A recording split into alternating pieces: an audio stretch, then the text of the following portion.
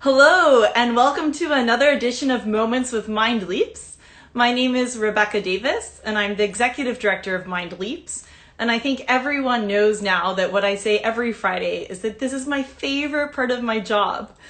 Every Friday, I get to interview someone who has been touched by the arts, who is looking to build their communities around the world, and to share with us some insights. And I'm very excited this week that we're going to be introducing you to Dr. Katie Bakarich. Katie, how are you? Good. Oh my goodness, you joined so quickly. I haven't had a chance to tell everybody how cool you are. I'll listen. It's great to hear. Thank you, Katie. Katie is a professor at Hofstra University. She holds her PhD in accounting. She did her Fulbright in Frankfurt, Germany. And in her spare time, which is a lot of time that we grab all day, she helps MindLeaps at the board level and also in our virtual academy. So she's been to Rwanda, she's been around the world, and she's here today to tell us a little bit about some of her insights into her work and the communities that she's been a part of. Thank you so much, Katie, for joining us. You're welcome. Happy to be here. And for those of you who don't know, Katie has special insights into different parts of MindLeaps. And one part that is maybe not so obvious when she holds her title as PhD, but is definitely true in what she does day to day with us, is the connection to the arts. MindLeaps is really looking to find a way to bring people alive and connected through different ways to use music and dance. And Katie, I don't know enough about your personal story to know how that's grabbed you and reached you. But definitely I've seen that you have some love of the arts and some deep connection to that. Share with us a little bit about how the arts have found you in your own life, even if that doesn't mean you have a PhD in dance. Yeah, I know. It's funny because having a PhD in accounting and kind of working in the business field, a lot of people tend to assume that then therefore you are completely disconnected from the arts. And the arts has always been an important part of my life. I grew up playing piano along with all of my siblings. So I'm the youngest of four, and we all took piano lessons growing up. It was this woman who lived on the second floor of this house, and we would all circle through one after another, taking piano lessons, playing different Disney songs on the piano. And that for me was always an outlet after school to take a break and shift my mind to something different. And I still kind of see the arts as that for me because I come from a really technical field where we're using obviously numbers a lot and very rules based.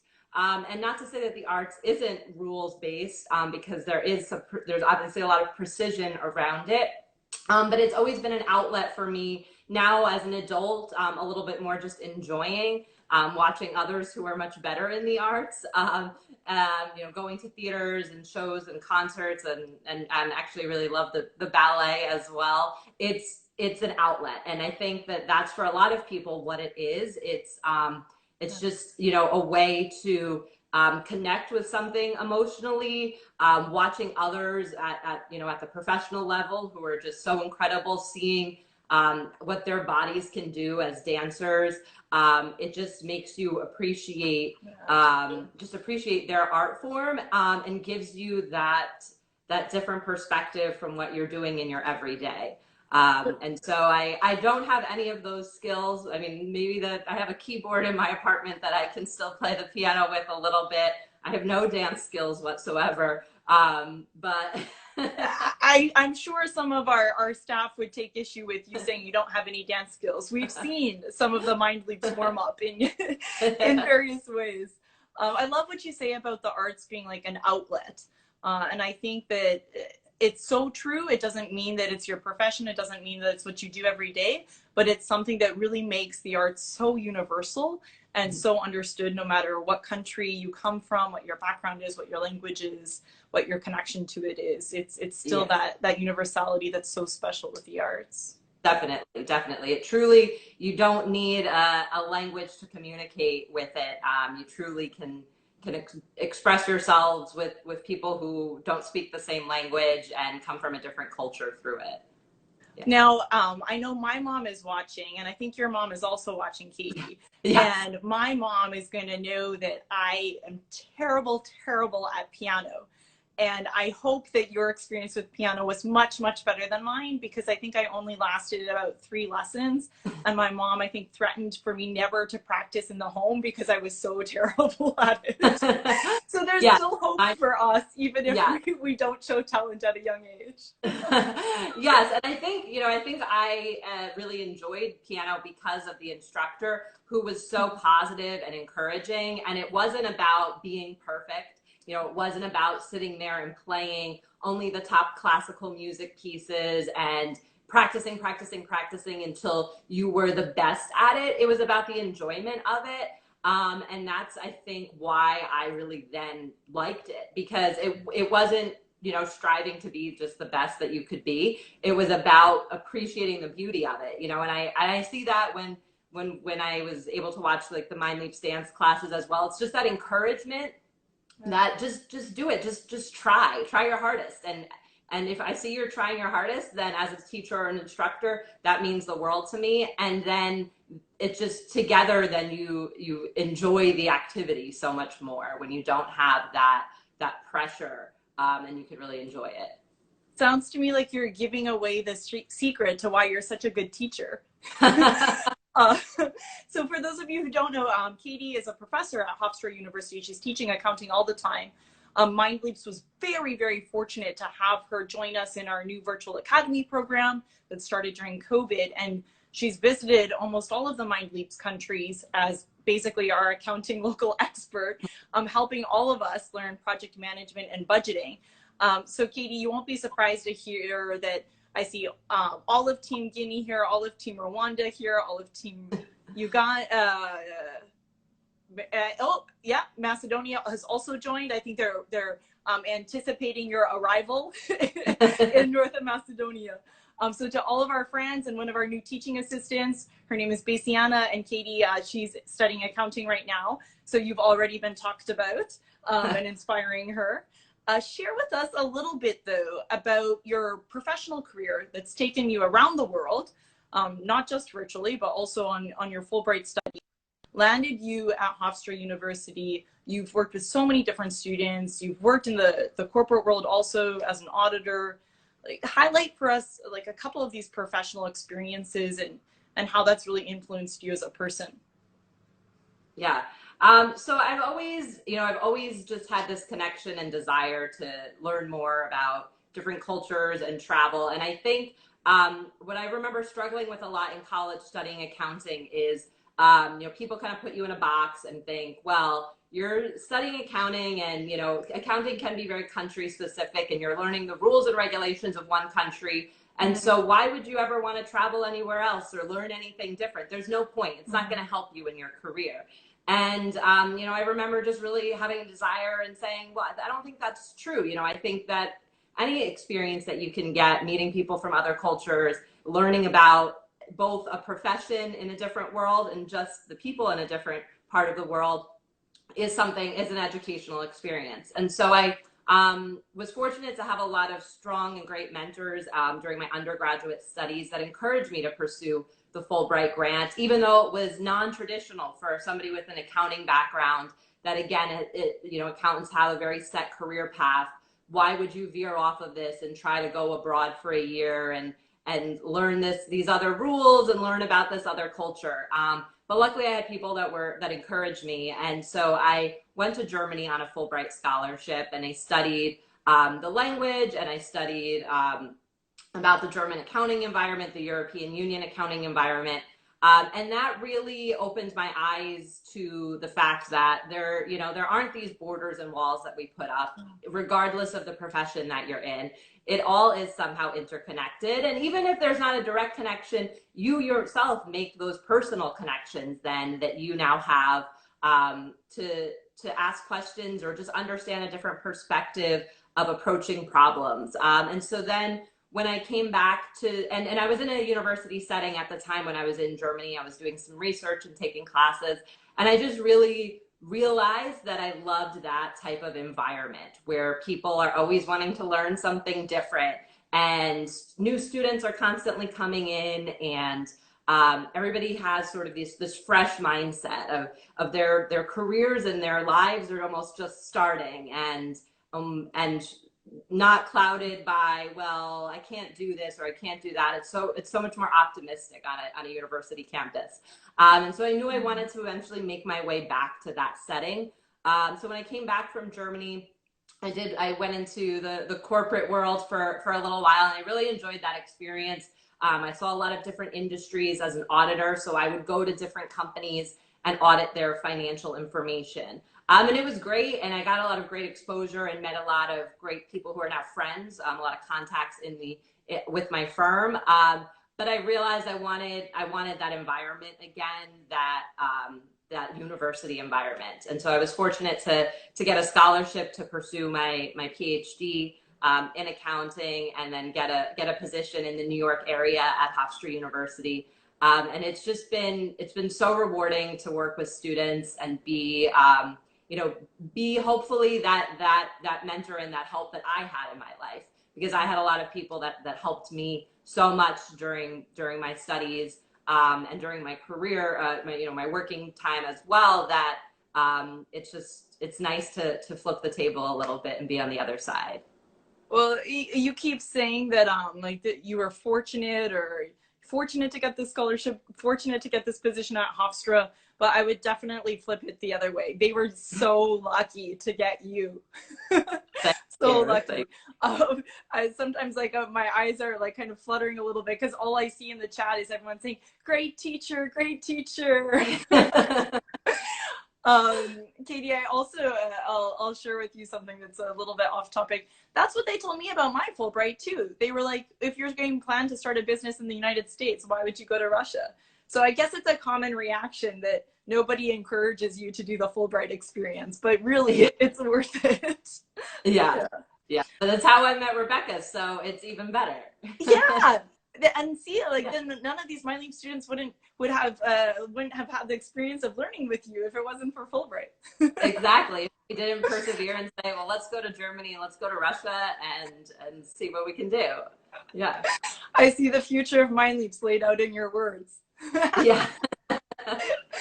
Okay, so I love also, Katie, that you talk about these different ways to build community. I mean, we spend so much time, not only in MindLeaps, but also in our country right now, talking about how do you build community.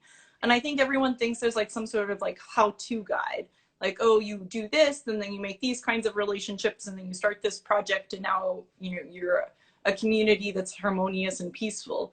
And I don't know, what you say really rings true to me, is that actually you go out and you just do something. If it's accounting, you do accounting. If it's dance, you do dance. And by virtue of being in another place and around people, like, you develop a deeper understanding and you build a community by way of that, exposure and interaction. I think about, yeah. No, yeah, I agree. And I think so much of it is going somewhere and first listening, and first just absorbing so much of what other people are saying and doing, and like making sure that it's not, I think a lot of times, it's especially in career progressions, trying to make community, people, force something or it seems phony. And I think a lot of it is really just going back to the basics of just listening and being empathetic. And then people will, a community naturally forms when people feel comfortable and trusting.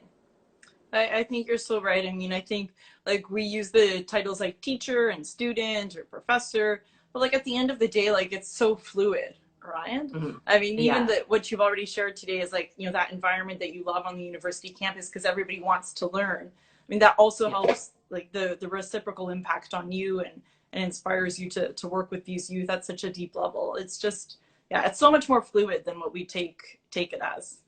Yeah, definitely. And I think the what we're all going through now with COVID and the pandemic makes us really understand that those roles break down, and we all are going through the same feelings and the same emotions and same struggles, and you know, whether it's a teacher or student, we're all tired of looking at a screen and communicating only through that, you know, and I Yeah. think that further breaks down those barriers or those roles. Yeah, that's a perfect parallel. Unfortunate, but perfect. Yeah. So Katie, now I think it was about 2 years ago that you went to Rwanda and you visited the MindLeaps program, but also experienced this beautiful country, the land of 1,000 hills, visited different projects, spent some time with us in the field, met some of the kids, met some of the staff. But you've also had other ways that you've interacted with MindLeaps. We already referenced your project management course, which seems to be very popular in our chat.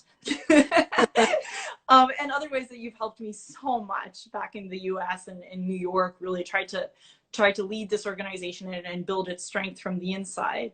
I wonder if you would just highlight for us maybe a moment, a story, an experience from the MindLeaps part of your life that you wouldn't mind sharing with us today.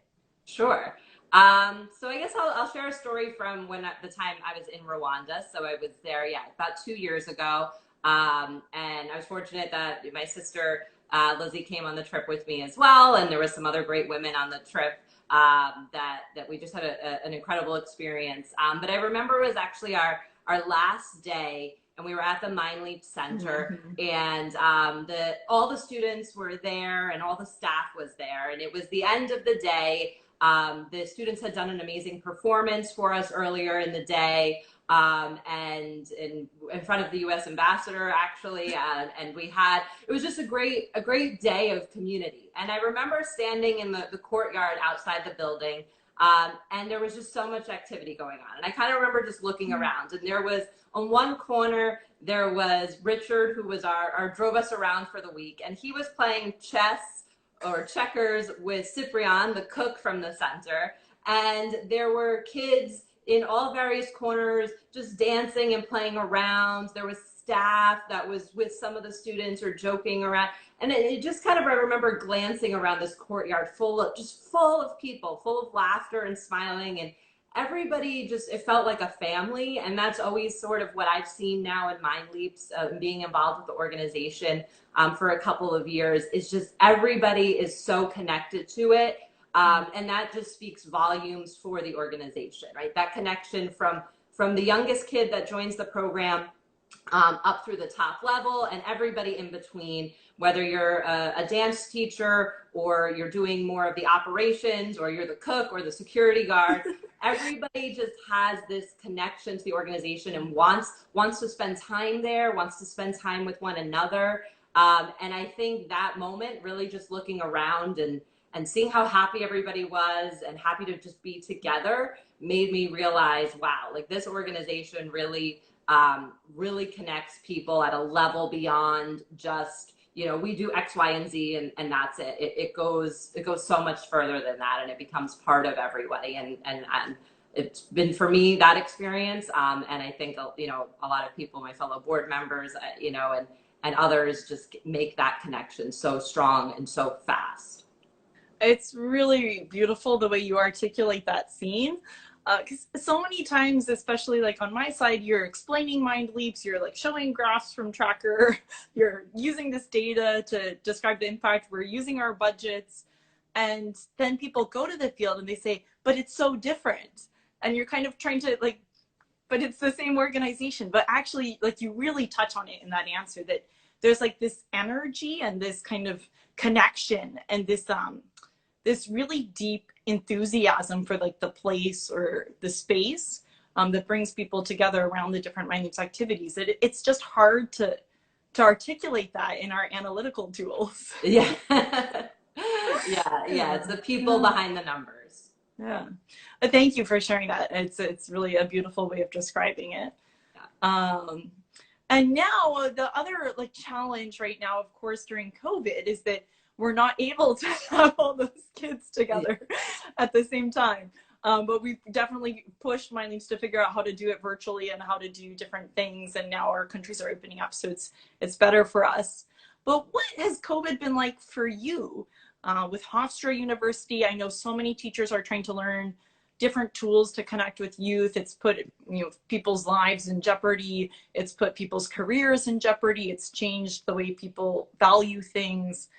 Not that you have to comment on everything, but maybe you would kind of give us a little bit of insight into what this year has been like for you.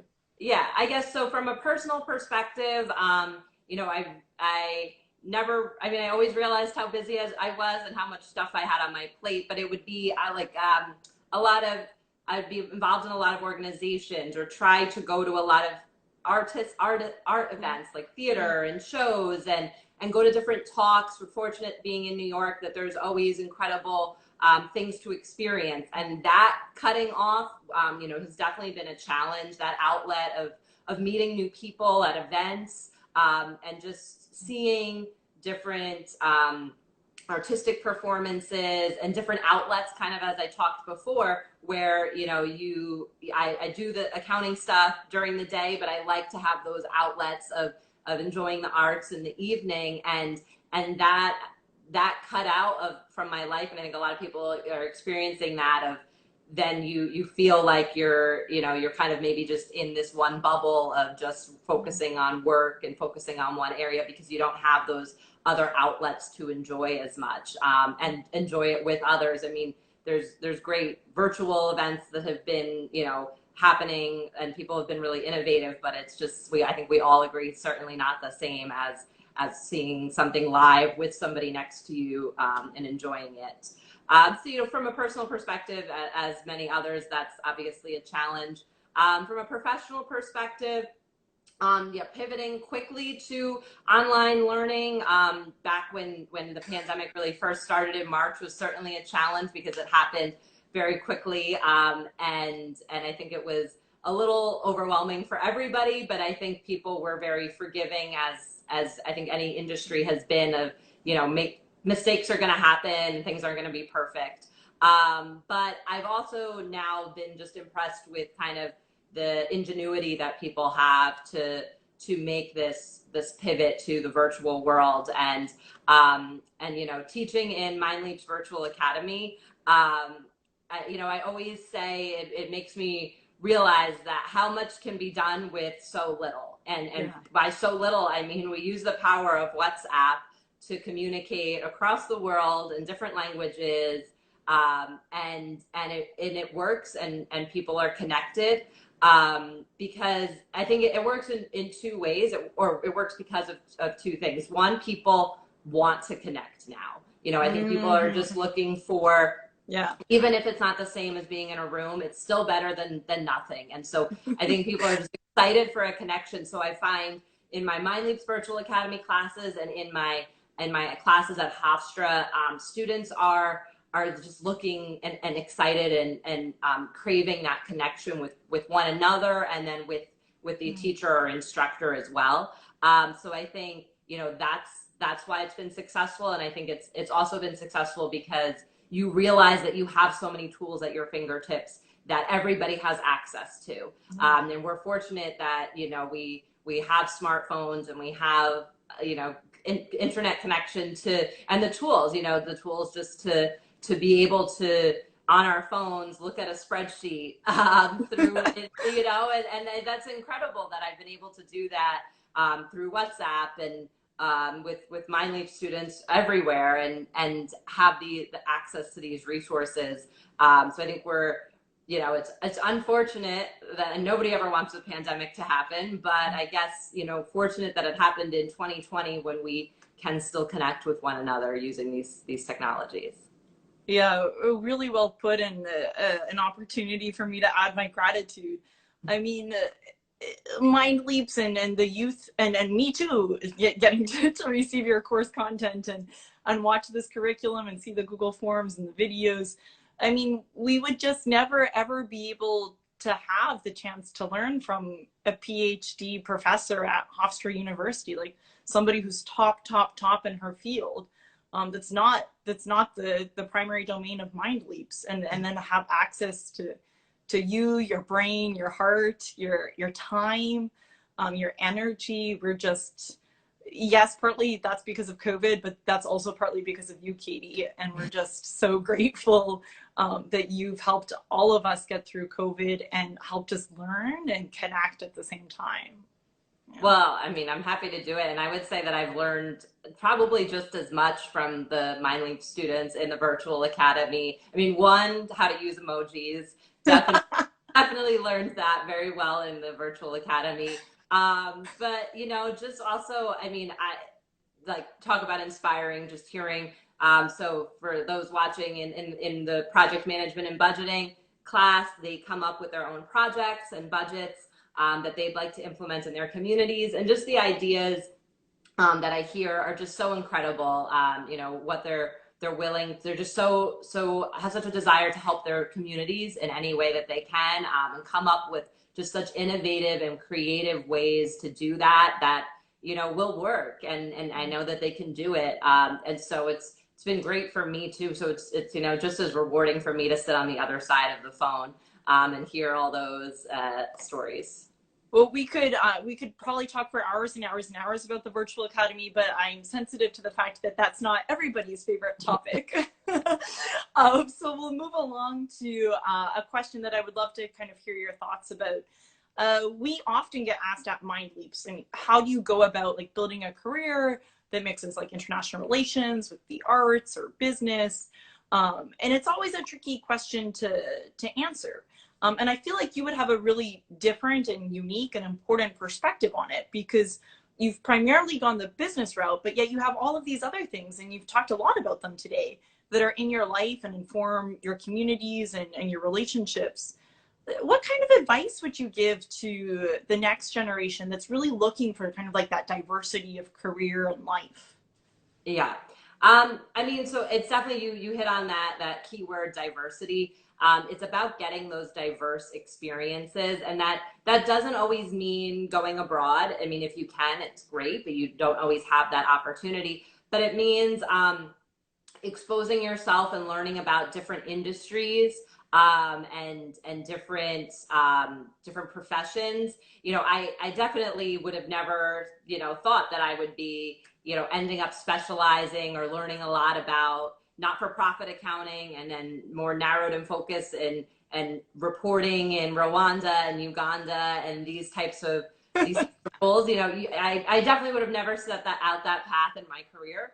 But I think it's, you know, being willing to go out of your comfort zone for sure, and learning different people from different backgrounds. It helps you just change your perspective when you approach a problem or an issue. You know, I see it a lot on the MindLeaps board, actually, because we all come from different industries. Yeah. And it's so interesting to me how everybody approaches problem solving differently, decision making differently. And so I take that and use that in my career a lot, learning from others and how they work. And so it doesn't mean that, you know, I then become and focus on their industry, right? Because you don't want to be a generalist and do too much of everything, but having conversations and growing your network with people with those diverse viewpoints allows you to then bring that back into your network and your career. You know, I think, you know,